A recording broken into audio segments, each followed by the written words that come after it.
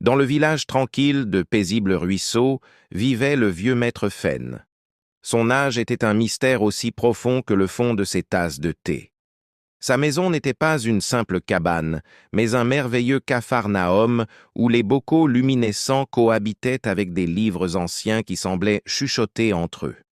La lumière du soleil, traversant la poussière dansante, illuminait des bottes d'herbes séchées qui parfumaient l'air d'une odeur de sagesse et de mystère. Chaque matin, Maître Phen accomplissait un rituel immuable. Il se rendait au cœur de la forêt, devant le rocher du chuchotement, un mégalithe ancien tout habillé de mousse. Là, il déposait un bol de lait frais et se livrait à une étrange confession.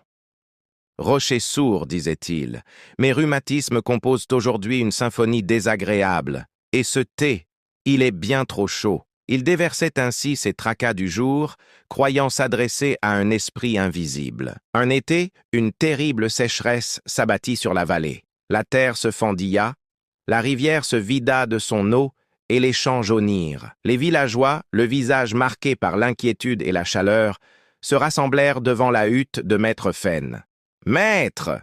supplièrent-ils. « Le serpent sacré du rocher du chuchotement peut-il nous aider ? Implorez-le de faire venir la pluie. » Maître Phen, sentant le poids de sa responsabilité, se rendit au rocher avec un bol de lait plus grand que d'habitude.